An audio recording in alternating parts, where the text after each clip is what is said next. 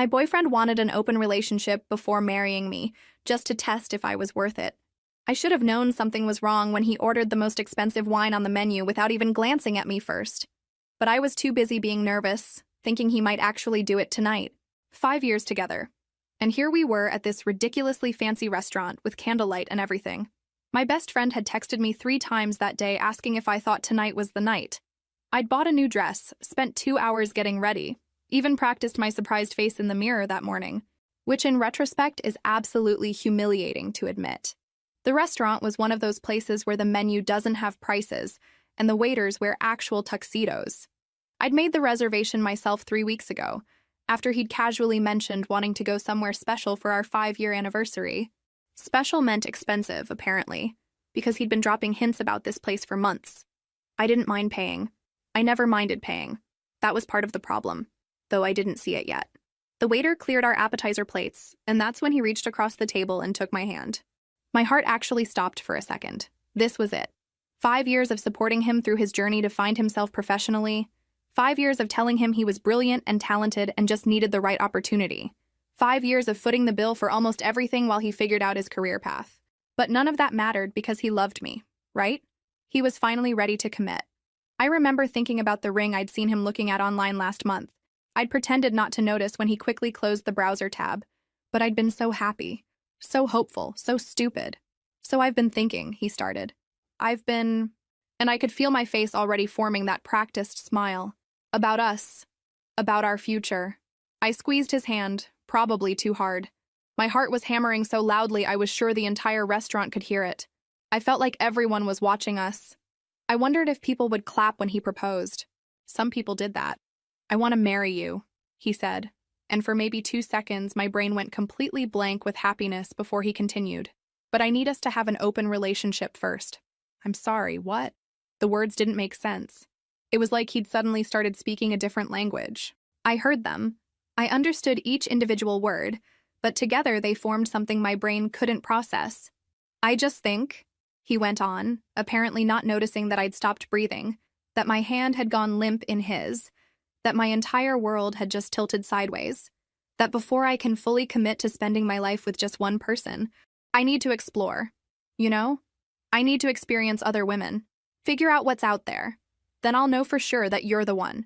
I should have asked him why, if he needed to be sure. He hadn't figured that out before now. Before 5 years? Before this dinner that I'd planned and paid for. Before making me hope. The waiter appeared with our entrees. I watched him set down my salmon like I was observing from outside my own body. The couple next to us had stopped pretending not to listen. I've already thought this through, he continued, cutting into his steak that cost more than my weekly grocery budget. We can set boundaries. Be respectful about it. But I really think this is what I need to be absolutely certain before we take that next step. Here's what I should have done. Thrown that expensive wine in his face, walked out, blocked his number, and never looked back. Here's what I actually did.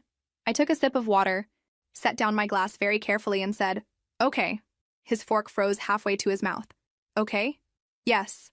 Open relationship. That sounds totally reasonable." I watched him try to process this. He'd clearly expected tears, maybe a scene, definitely some begging. His entire face went through this fascinating journey of confusion, then relief, then something that might have been disappointment that I wasn't more upset. "You're sure?" he asked, almost suspicious now. "You're really okay with this?" "Absolutely," I lied, smiling so wide my face hurt. "If that's what you need, then that's what we'll do." What he didn't know, what he'd never bothered to notice in 5 entire years, was that I'd been keeping track of everything. Every dinner I'd paid for while he was between jobs. Every shopping trip where I'd casually handed over my card for his new wardrobe. Every vacation I'd funded while he was finding himself. I'd been doing it for so long that I'd actually started photographing receipts about 6 months earlier. Something my best friend had suggested when I confessed how much I'd been spending on him. She'd been warning me for months that something felt off about our dynamic, that I should keep records just in case. And here's the really messed up part. I'd spent 5 years building up his ego, telling him how attractive he was, how charming. I'd done it because he was so insecure when we first met, and I thought I was being a good partner by making him feel confident.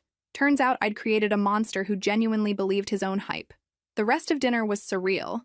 He actually seemed happy, talking about how mature and evolved our relationship was, how this proved we were different from other couples, how he was lucky to have someone as understanding as me. I nodded and smiled and took mental notes while finishing my salmon that I could barely taste. When we got home that night, I went straight to my laptop while he was in the shower. I created a new folder on my cloud drive labeled documentation and started uploading photos of every receipt I'd saved.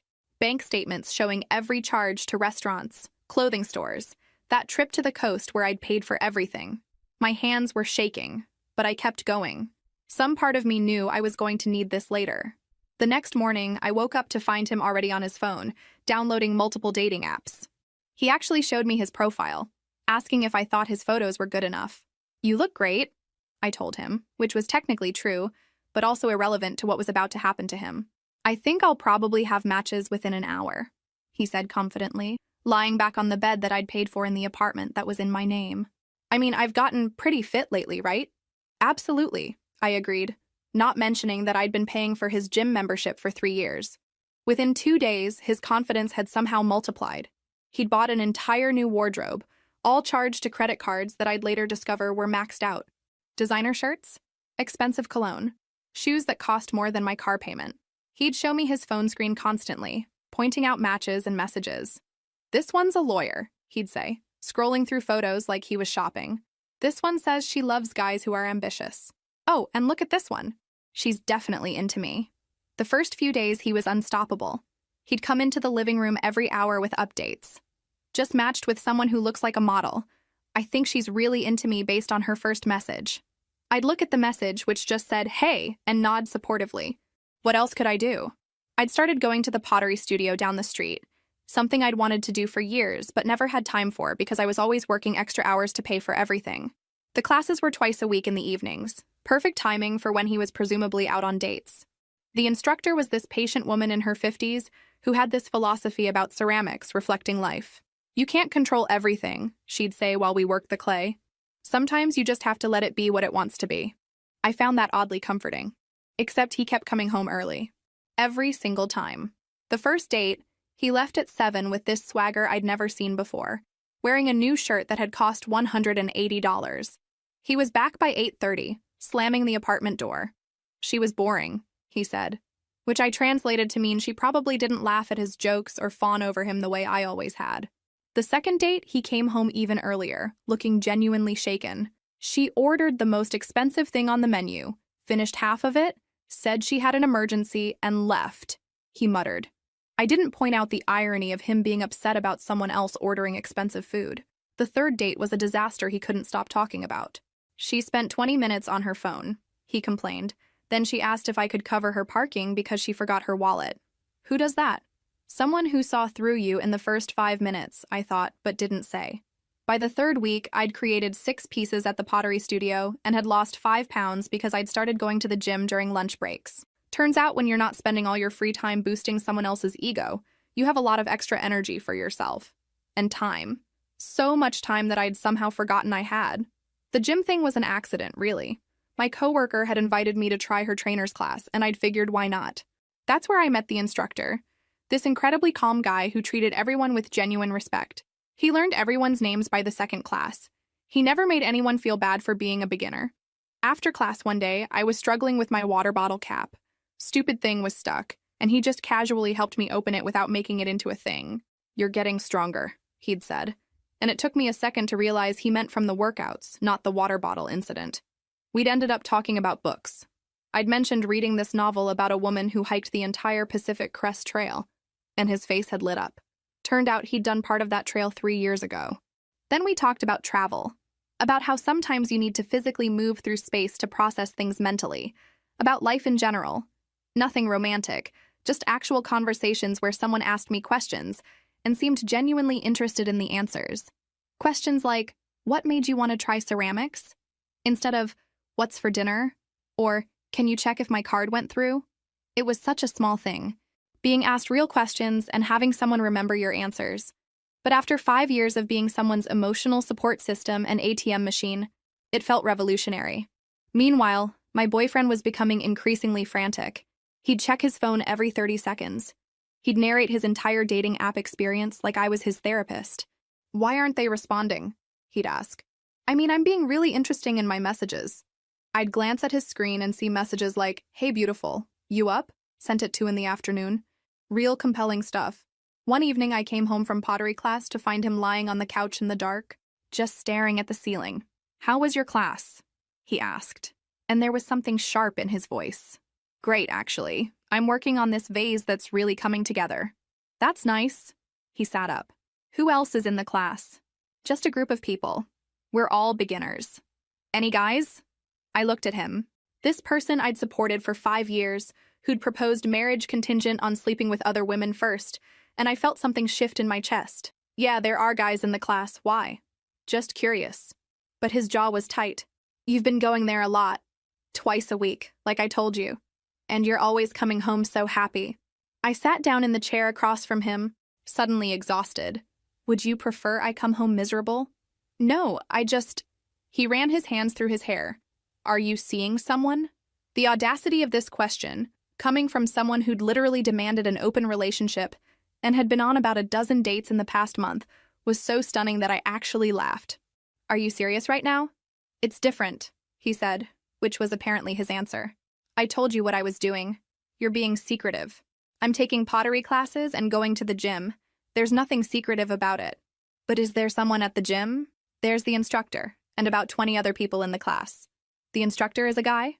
"Yes. The instructor is a man. We've talked a few times after class about books. That's it." His face did this thing where I could literally see him trying to figure out if he could be mad about this without being a complete hypocrite. He settled on sullen silence, which was somehow worse. The next morning, I had coffee with the instructor after class. His name didn't matter, really. But what mattered was that he paid for both our coffees without making it weird, asked about my job, remembered details I'd mentioned the previous week, and didn't spend 45 minutes talking about himself. When I mentioned it casually to my boyfriend that evening, more to prove that I had nothing to hide, he actually threw his phone at the wall.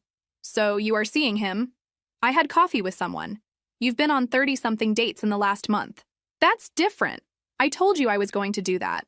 And I told you I was having coffee. What exactly is the problem here?" But of course he couldn't articulate it without revealing himself as the world's biggest hypocrite. So he just stormed off to the bedroom and slammed the door. I stood there in the living room, looking at his phone on the floor with a cracked screen, and started calculating in my head how much I'd spent on phone repairs for him over the years. 4 times, if I remembered correctly, probably close to $800 total. I picked up the phone to see if it still worked, and that's when I saw the messages. His screen was still unlocked, and there was a thread with someone named the Blonde One, because apparently he didn't even bother learning their actual names. Just categorized them like items in an inventory. The message was from her. "Listen, I'm just going to be honest with you. You spent the entire date talking about your ex. Your card got declined at the restaurant. You showed up 20 minutes late, and then you tried to get me to drive you home because you took a rideshare here and didn't have money for the return trip. I'm not interested. Please don't contact me again." My first thought was, his card got declined? He'd told me that date went well. He'd said she was nice but not his type. He'd never mentioned any of this. I should have put the phone down. I really should have. But I kept scrolling. There were so many similar messages. Different women, same patterns. It was like reading the same story over and over with slightly different character names. "You said you were a project manager, but you spent the whole time complaining about not having a job and how your girlfriend doesn't understand you. Why did you think it was okay to ask me to pay for your drinks after you ordered the most expensive cocktails on the menu? I'm not your therapist.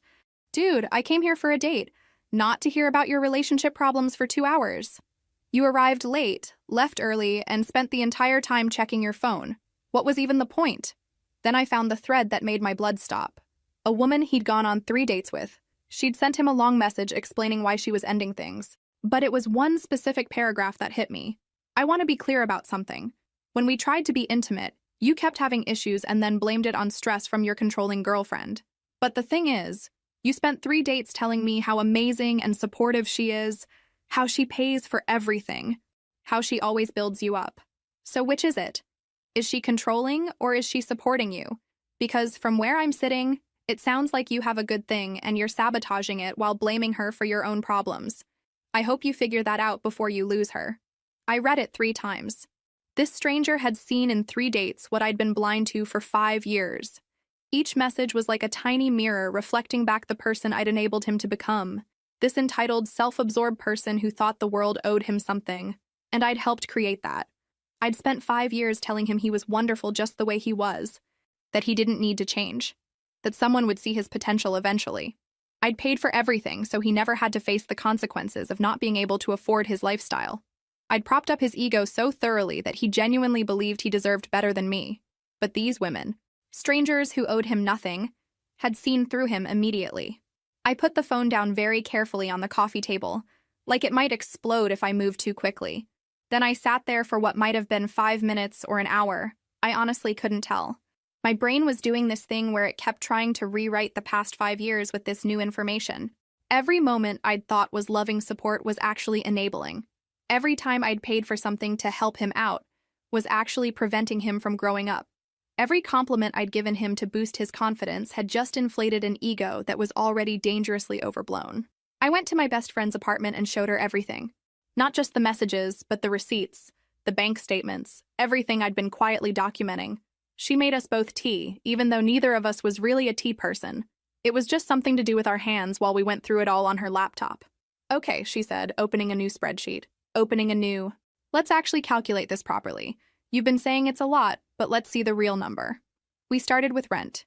18 months where I'd covered his half completely. Another year where I'd paid about 75% because he was getting back on his feet. $13,400, she said quietly, just in rent. Then we added the dinners, clothes, vacations, his car insurance when he said his policy lapsed, phone bills, the security deposit, the furniture. $32,150, she said finally. Her voice was quiet, almost reverent. You've spent $32,000 on him in 5 years. That can't be right. That's a car. That's a down payment on a house. We literally just calculated it. Twice. She turned the laptop screen toward me. I stared at the spreadsheet. The numbers blurred together. I could have paid off my student loans with that money. You could have done a lot of things with that money. You created a monster, my best friend said, not unkindly. She reached across and squeezed my hand. You spent 5 years telling him he was amazing, paying for everything, making him feel like he was hot stuff. And now he actually believes it. I did do that, didn't I? You did. But you did it because you loved him and you thought you were helping. The question is, what are you going to do now? What do I do? She looked at me for a long moment. You know what you do. I did know. I just wasn't ready to admit it yet. Admitting it meant admitting I'd wasted 5 years. Admitting it meant I'd lied to myself as much as I'd lied to him. Admitting it meant starting over at 32 years old with nothing to show for half a decade but a spreadsheet of my own poor decisions and $32,000 I'd never see again. 3 weeks went by in this weird stalemate where we barely spoke to each other. He was still going on dates that all seemed to end in disaster. I was still going to pottery classes and the gym. The tension in the apartment was suffocating. Then one Saturday morning, I woke up to find him sitting at the kitchen table with this serious expression on his face. Not concerned about me serious. Concerned about him serious. The kind of face he made when he was about to ask me to cover another bill. We need to talk, he announced. Like he was the one who'd been wronged somehow. Like he was the victim in this entire situation. Okay. I poured myself coffee, taking my time. My hands were steady. That surprised me. I thought I'd be nervous, but I just felt tired. So incredibly tired. I've been thinking, and I've decided that I want to close the relationship again. I added cream to my coffee. Stirred it. Watched the white spiral into the black. You've decided.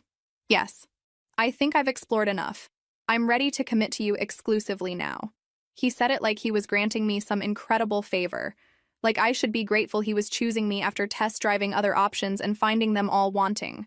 We can go back to how things were before. How generous of you. Don't be like that, he said. And there was an edge to his voice that I'd never heard before. Or maybe I'd heard it many times, but had trained myself not to notice. I'm trying to fix this. I'm trying to make things right. We can go back to how things were before. Everything can be normal again. But that was the problem, wasn't it?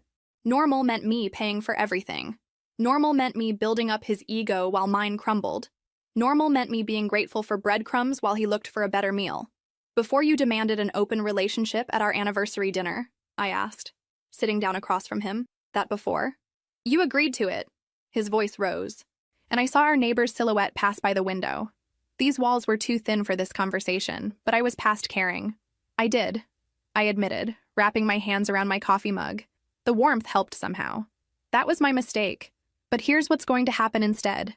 I'm going to tell you something that you need to hear. And you're going to sit there and listen. He looked almost scared for a second, his eyes widening, but then his face hardened, that defensive wall coming up. If this is about the gym guy, this isn't about anyone else. This is about you and me and 5 years of lies. I took a breath. This was it. The moment I burned down everything I'd built. I lied to you. For 5 years, I lied to you about almost everything that mattered. What are you talking about? I told you that you were amazing in bed. You're not. I faked it so many times I lost count because I thought it would hurt your feelings to tell you the truth. I told you that you were brilliant and talented and just needed the right opportunity. But actually, you're mediocre at your job, and that's why you can't keep one. I told you that women must be falling all over themselves for you. But they're not, are they? I inflated your ego so much that you actually started believing your own hype. His face had gone completely white. You're just saying this to hurt me. I'm saying this because it's true. I created this version of you that doesn't exist. I made you think you were this incredible catch so that you'd feel confident and happy. And what did you do with that confidence? You decided that I wasn't enough for you, that you needed to explore other options before committing to me. You said yes, he whispered. You agreed to the open relationship. Because I wanted to see what would happen. I wanted to see if you'd actually succeed at finding all these women you thought were waiting for you. And you know what? You didn't. Because the person you think you are doesn't actually exist. I made him up. He stood up so fast his chair fell over. You're a liar. You're manipulative. I have $32,000 in receipts that say I'm the one who's been manipulated. That stopped him. What? $32,000? That's what I've spent on you over 5 years. Rent, food, clothes, vacations, your car, everything. I have documentation of all of it. You kept track? What kind of person keeps track of? The kind of person who knew she might need proof one day. I stood up too, suddenly calm. Here's what's going to happen. I want you out of this apartment. You have 45 days to find a new place and move out. During that time, you're going to pay me back $5,000 in installments. That's a fraction of what you actually owe me, but I'm being generous because I also contributed to this mess. You can't just kick me out? This apartment is in my name. I pay the rent. Check the lease if you don't believe me. He did go check, actually. I heard him in the bedroom, rifling through the filing cabinet where I kept important documents. When he came back out, he looked shattered. Where am I supposed to go? That's not my problem anymore. You used me, he said, and there were actually tears in his eyes now. You made me think you loved me just so you could control me. No, I did love you. I loved you so much that I tried to build you up instead of letting you face reality. And look where that got us. He left that afternoon to stay with a friend. I changed the locks within 2 hours, not because I thought he'd do anything dangerous, but because I needed to feel safe in my own space. The next morning, I woke up to 17 text messages. Half were apologies, half were accusations. All of them were desperate. I didn't respond to any of them. My best friend came over that evening with wine and takeout. How are you holding up? Honestly, I feel like I can breathe for the first time in years. Good. Because you know it's going to get worse before it gets better, right? She was right. She was so incredibly right. The formal agreement arrived at his temporary address 3 days later. 45 days to vacate, $5,000 to be paid in installments of $500 per month for 10 months. Itemized list of shared property to be divided. My best friend's cousin was a lawyer and had drawn it up pro bono as a favor. His response came via email, a rambling 3-page document about emotional manipulation, financial abuse, and how I destroyed his self-esteem on purpose. The lawyer cousin read it and said, "This is actually helpful. He's admitting to living in your apartment and benefiting from your financial support. Keep this." Then he showed up at my office. Just walked right into the lobby during lunch hour and started shouting my name. I was at my desk on the 4th floor when my coworker leaned over and said, Is someone screaming for you downstairs?" By the time I got to the lobby, security had already surrounded him. But he was still yelling, "I need to talk to her. She's ruining my life. Someone needs to make her listen to me." My boss was in the lobby too, along with approximately 30 of my coworkers who'd come down to see what the commotion was about. I'd never wanted to disappear more in my entire life. "Sir, you need to leave," the security guard was saying, hands out in that universal calm down gesture. "Not until she talks to me. She owes me that much." I stepped forward, keeping my distance but making myself visible. "I don't owe you anything. You need to leave." His face when he saw me, it was like watching someone drowning. Desperate, panicked, grasping for anything to hold on to. "Please, just 5 minutes, I just want to explain." I just want you to understand what you're doing to me. I understand perfectly. You need to go. You can't do this. You can't just throw away 5 years. You did that when you asked to sleep with other women before marrying me. Security, can you please escort him out? They did, but not before he tried to shake them off twice and yelled a few choice words about me that echoed through the marble lobby. My boss called me into her office afterward, her face a mixture of concern and professional assessment. Are you safe at home? She asked directly. I showed her the agreement I'd had drawn up, explained the situation as professionally as I could, tried to make it sound less horrifying than it was. She listened without interrupting, and when I finished, she sat back in her chair. I'm issuing a formal company ban, she said. He's not permitted on these premises under any circumstances. If he shows up again, we'll involve the police immediately, and I'm flagging this with HR. You might want to consider a restraining order. I don't think it'll come to that. She looked at me with these knowing eyes like she'd seen this play out before. Famous last words. Please be careful. That night, I stayed at my best friend's apartment. At 2 a.m, her building's intercom started buzzing. Every single unit, one after another. The doorman called up to say someone was pressing all the buttons and refusing to leave. My friend went downstairs and recorded him on her phone, just standing there in the lobby looking wild-eyed and frantic. She's destroying my life, he was saying to the security guard. She's trying to ruin me. The guard looked at the camera. Sir, you need to leave or I'm calling the police. He left, but not before my friend got 3 minutes of video that her lawyer cousin said would be useful if we needed a restraining order. The credit card companies started calling. Apparently, he'd listed me as an emergency contact on several accounts, and he'd stopped paying everything. When they couldn't reach him, they called me. I informed each one that I was not responsible for his debts and had documentation proving we had separate finances. They were not happy about it. The mediator meeting was scheduled for 2 weeks later. Professional mediation, neutral location, the lawyer cousin present as my representative. I arrived 20 minutes early because I wanted to be settled and calm when he walked in. He showed up 30 minutes late wearing one of the designer shirts I'd bought him, looking flustered and unprepared. He didn't apologize for being late, just sat down heavily and immediately went on the offensive. This is extortion, he said. She's trying to blackmail me into paying money I don't have. The mediator, a woman in her 60s who looked like she'd seen everything twice, glanced at the documentation I'd provided. You've been living in her apartment for 5 years? Our apartment. It's only in her name. She pays the full rent. According to these bank records, you've contributed approximately 12% of household expenses over that time period. The mediator looked at him over her reading glasses. Is there anything in this documentation that's factually incorrect? He shifted in his seat. The percentages might be off. Were you aware of how much she was paying? I knew she paid for some stuff, but I didn't think she was keeping score. This is documentation of financial transactions. The mediator tapped the papers. You're currently unemployed. Where are you living? With my parents, I said quietly when he didn't answer. The mediator made a note. Ms. Iris is requesting $5,000 in reimbursement, to be paid over 20 months at $250 per month. Based on the documentation, she could pursue you for the full $32,000 in small claims court.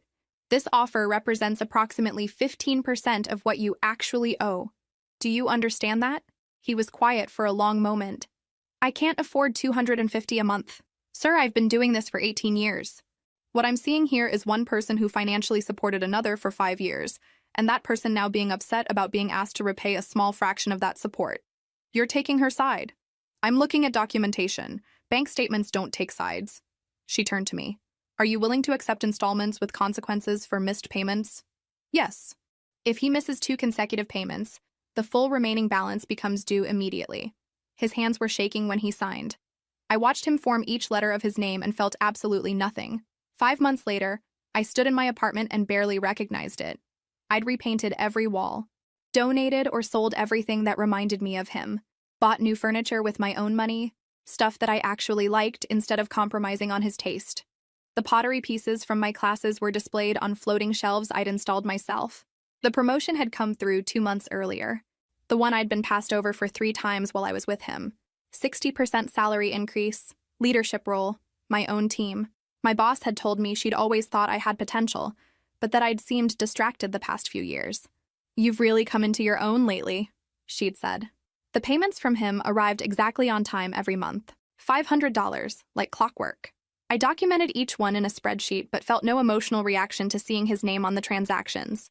It was just data now, proof that this chapter was closing. Pottery classes had turned into something I genuinely loved.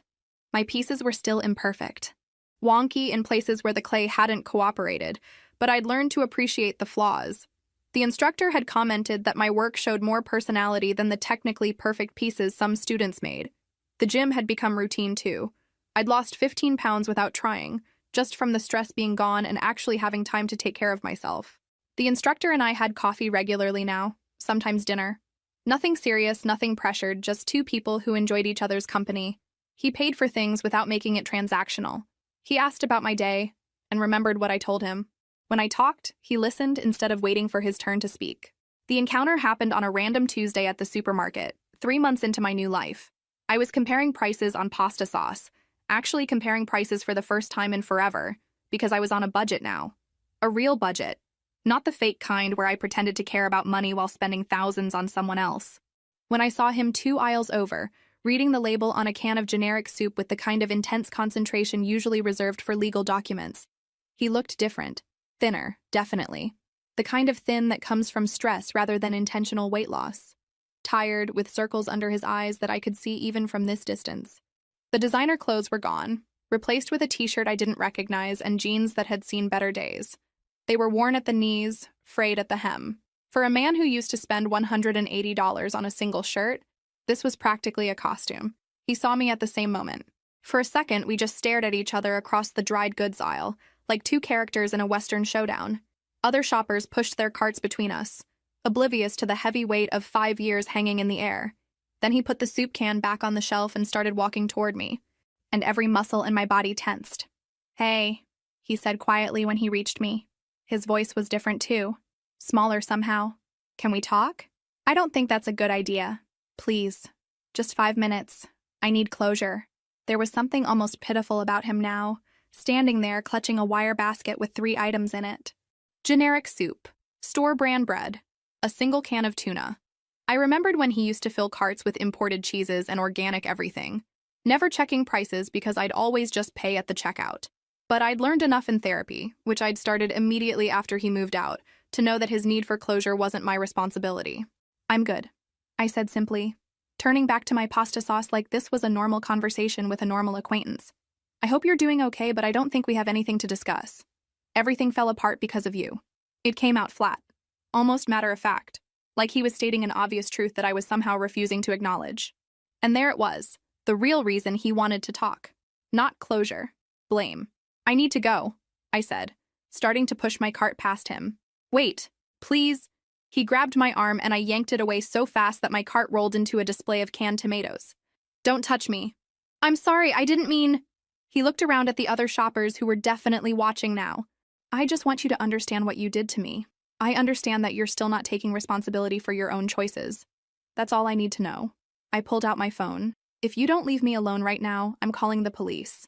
He left. I watched him abandon his basket and walk out of the store, shoulders hunched like he was bracing against wind that only he could feel. At home that night, my phone rang with an unknown number. I almost didn't answer, but something made me pick up. "Hello? Hi, this is his mother. I hope you don't mind me calling." I minded very much, actually, but I was too surprised to say so. "He's living with us again," she continued. "He lost his job about a month ago. He's not doing well, and all he talks about is you and how everything went wrong. I think he wants to try to work things out." "That's not going to happen." "I understand, I do. But maybe if you could just see him one more time, let him explain." "No, please. As a mother, I'm asking you to. With all due respect, your son is a grown man who made his own choices. I spent 5 years supporting him financially and emotionally. And when that wasn't enough for him, he demanded an open relationship before he'd consider marrying me. I didn't destroy anything. He did." There was a long pause. "He told me you agreed to the open relationship." I did agree, because I wanted to see what would happen. And what happened was exactly what I suspected would happen. "I see." Another pause. "He never told me about the financial part, about how much you'd paid for." I'm sure he didn't. "I'm sorry for calling. I just thought maybe I could fix this for him, but I can see now that there's nothing to fix." She sounded tired. For what it's worth, I think he knows he messed up. He's just too proud to admit it. After she hung up, I sat on my couch in my redecorated apartment with my pottery pieces catching the evening light and realized I didn't feel guilty at all. Maybe that made me cold. Maybe it made me self-protective. Either way, it felt like progress. 7 months after that anniversary dinner, I was setting up for a small dinner party when the doorbell started ringing. Not just ringing, leaning on it. The sound drilling into my skull like someone was testing my patience on purpose. I looked at my best friend, who was helping me arrange cheese on a board we'd spent 20 minutes making look Pinterest perfect, and she immediately pulled out her phone. "Don't open it until I'm ready to record," she said, her face dead serious. Through the peephole, I could see him.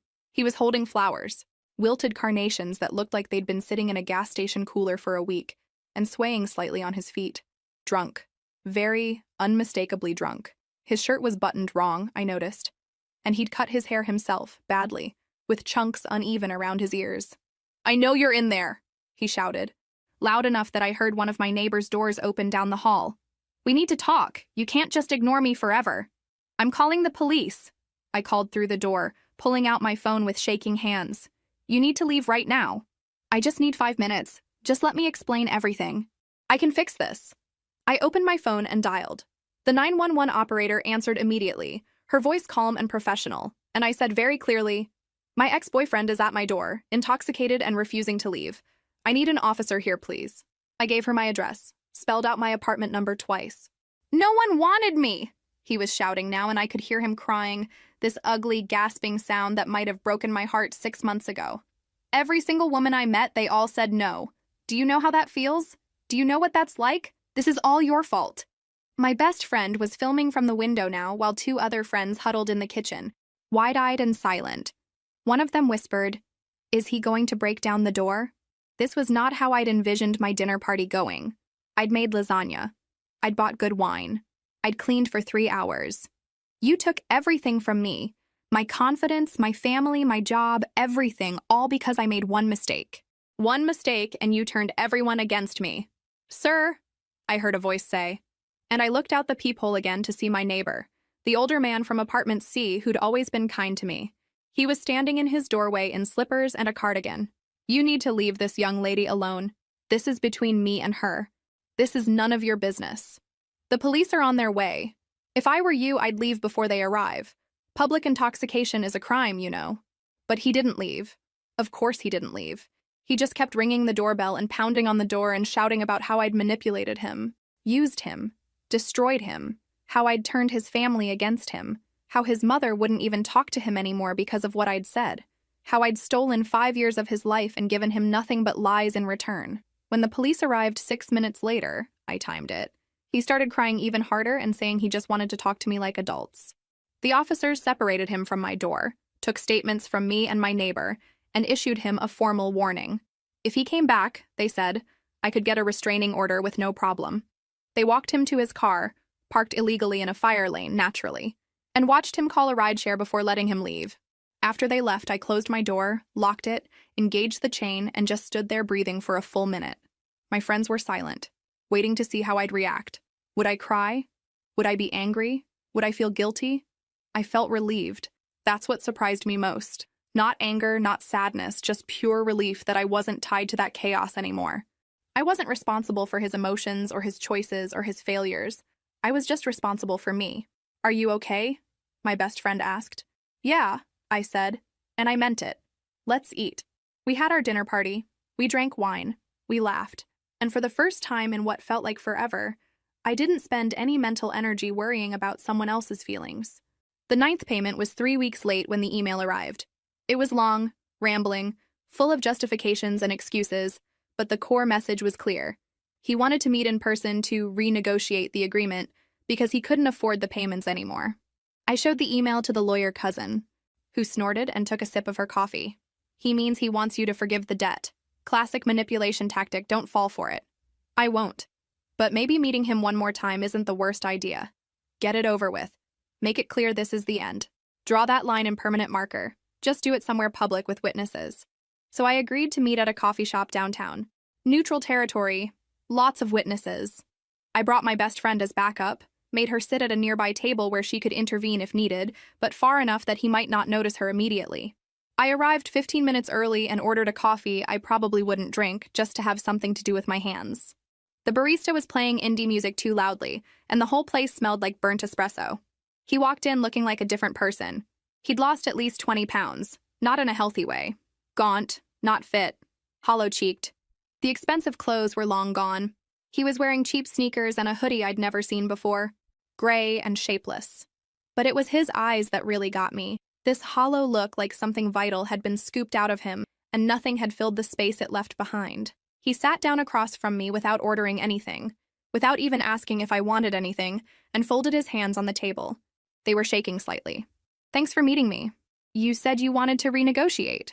"Right. So, I've been struggling. Really struggling. I lost my job 3 weeks ago. I'm living with my parents in their basement. They charge me rent now, can you believe that? My own parents. And I just can't afford the $250 a month anymore on top of everything else. I was hoping we could work something out. Maybe reduce it to 100, or extend the timeline even more." "You signed an agreement." "I know, but that was before everything fell apart, before I lost everything. You don't understand what it's been like for me. You're doing fine. You got that promotion. You have your apartment, your life. I have nothing. Nothing." His voice cracked on the last word. I took a sip of my lukewarm coffee and waited. I'd learned in therapy that silence was a powerful tool, that I didn't need to fill every gap in conversation with comfort or explanation. Sometimes the kindest thing you can do is let someone sit with their own discomfort. "Everyone left me," he continued, his voice rising slightly. "My friends don't want to hear about it anymore. My parents are disappointed in me. My mom actually said I threw away the best thing that ever happened to me. Can you believe that? My own mother taking your side. Women won't even match with me on apps now. Do you know how humiliating that is? I imagine it's difficult." "Difficult?" He let out this bitter laugh. "It's destroying me. Every day I wake up and realize that everything I thought I had, everything I thought I was, it was all a lie. And you did that. You made me believe something that wasn't true. It's your fault." And there it was, the real reason for this meeting. "You lied to me for 5 years. You built me up just to tear me down. You made me think I was someone I wasn't. And then you showed me the truth in the cruelest way possible. You wanted me to fail. You wanted to humiliate me." I set down my coffee cup carefully. "You asked me to marry you contingent on you sleeping with other women first. You thought you deserved better than me. Those were your choices, not mine. Because you made me think I could. You made me believe I was special. You told me I was smart and talented and good-looking, and then you ripped it all away." "I did. That's true.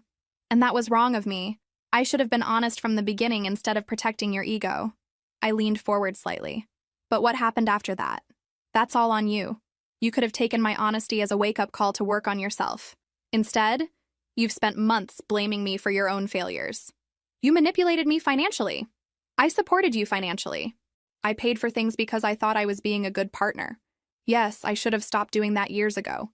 But you were perfectly happy to let me pay for everything as long as you benefited from it. You turned my family against me. I've had one conversation with your mother where she called me asking if I'd take you back. I told her no. That's it." He was spiraling now. I could see it, his arguments getting more desperate and less coherent. "You stole my potential.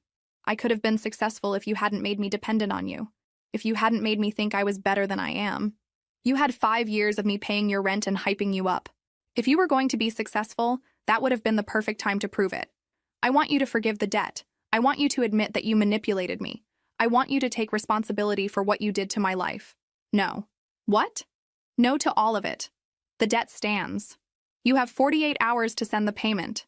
Or I'll file in small claims court for the entire amount you owe me, not just the agreed-upon $5,000. You can't be serious. I have never been more serious in my life. I supported you financially and emotionally for 5 years. I built you up when you were down. And when that wasn't enough for you, you asked for permission to cheat on me before committing. I'm done taking responsibility for your choices." His face went through this extraordinary series of expressions. Shock, rage, disbelief, and finally something that might have been grief. "You're a terrible person," he said quietly. "Maybe. Or maybe I'm just done being manipulated by guilt. I hope you're happy with yourself. I actually am. That's what's really bothering you, isn't it? That I'm fine. That I moved on. That I'm not sitting around regretting what I did to poor you." He stood up so fast his chair tipped over. Several people in the coffee shop turned to look. "You ruined everything," he shouted. "You manipulated me. You lied to me. You stole years of my life." The barista started moving toward us, and I saw my best friend stand up at her table. But before anyone could intervene, I just sat there calmly and said, "You have 48 hours. He called me a word that I won't repeat. Then another, and another. The manager was already asking him to leave. A couple near the window was filming on their phone. He looked around at all these witnesses watching him have a complete meltdown and seemed to finally understand what was happening. He left. The manager came over to ask if I was okay. I assured him I was fine. My best friend joined me at the table and we sat there for a few minutes in silence. "That was intense," she finally said. "Yeah. You good?" I thought about it. Really thought about it. Was I good? This man I'd spent 5 years with had just called me horrible names in public and blamed me for every bad thing in his life. Shouldn't I feel guilty? Shouldn't I feel something? "I'm good," I said, and realized I meant it completely. The payment arrived 24 hours later. 1 year after that anniversary dinner, I stood in front of the company's board of directors and presented the project I'd been leading for 8 months. The digital transformation initiative that would streamline 3 departments, save approximately $200,000 annually, and position us for expansion into new markets. I'd worked on this presentation for weeks, rehearsing in my apartment until I could recite it in my sleep, tweaking slides until they were perfect. My hands weren't shaking. That's what I noticed first. A year ago, I would have been trembling, second-guessing every word, wondering if I was good enough. But now, standing in front of 15 executives in expensive suits, I felt solid, grounded, sure of myself in a way I'd never been before. When I finished, there was this beat of silence that felt like an eternity, and then the CEO started clapping. Then everyone else joined in. Real applause, not the polite golf clap kind. After the meeting, she pulled me aside in the hallway, her heels clicking on the marble floor, and said the words I'd been waiting years to hear. "We're creating a management position for you, Director of Digital Innovation.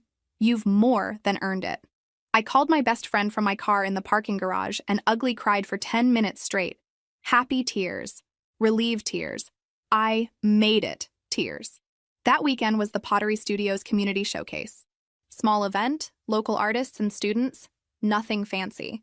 But they'd accepted 3 of my pieces for display, and that felt huge. I'd been working on them for months, experimenting with different glazes and techniques, learning to embrace the imperfections that came with being a beginner. One piece had this crack running through it that happened during firing, and instead of throwing it away, I'd filled it with gold leaf, turning the flaw into a feature.